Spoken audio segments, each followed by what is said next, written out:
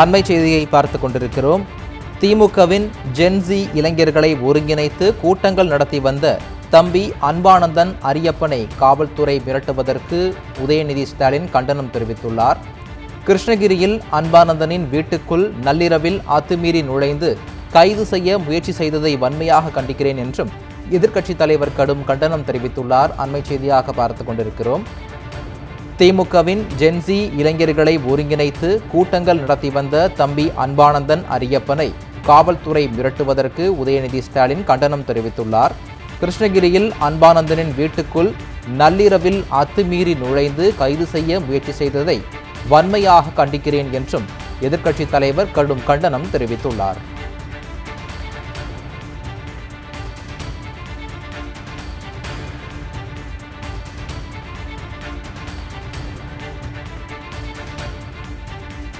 திமுகவின் ஜென்சி இளைஞர்களை ஒருங்கிணைத்து கூட்டங்கள் நடத்தி வந்த தம்பி அன்பானந்தன் அரியப்பனை காவல்துறை மிரட்டுவதற்கு உதயநிதி ஸ்டாலின் கண்டனம் தெரிவித்துள்ளார். கிருஷ்ணகிரியில் அன்பானந்தனின் வீட்டுக்குள் நள்ளிரவில் அத்துமீறி நுழைந்து கைது செய்ய முயற்சி செய்ததை வன்மையாக கண்டிக்கிறேன் என்றும், சமீபத்தில் ஜென்சி கூட்டத்தில் பேசிய கனி எனும் தம்பி மீது தாவேக ரவுடிகள் சைதாப்பேட்டையில் கொலைவெறி தாக்குதல் நடத்தி உள்ளனர் என்றும் எதிர்க்கட்சித் தலைவர் உதயநிதி ஸ்டாலின் தெரிவித்துள்ளார்.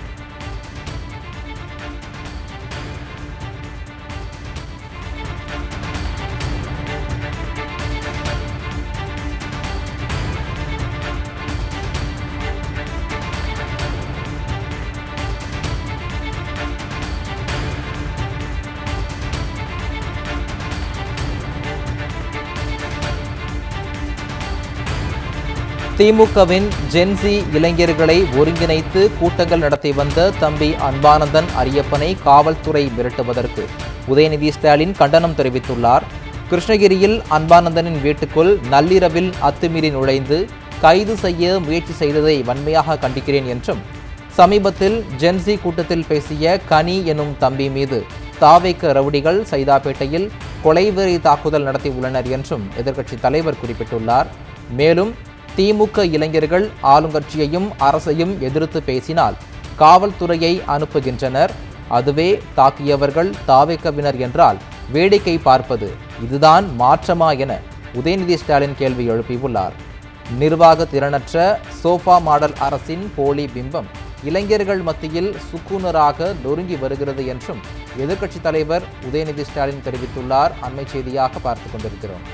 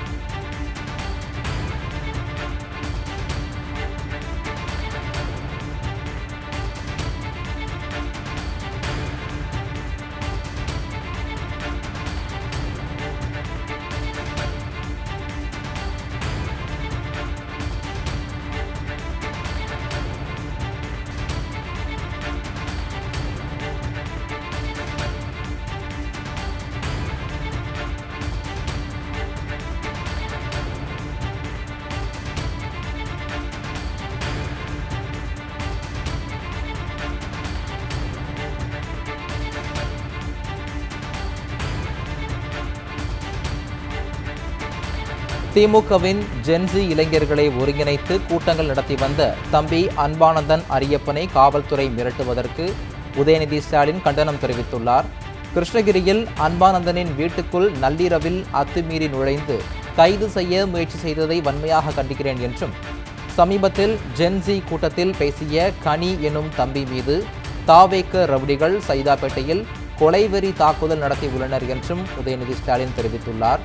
திமுக இளைஞர்கள் ஆளுங்கட்சியையும் அரசையும் எதிர்த்து பேசினால் காவல்துறையை அனுப்புகின்றனர்.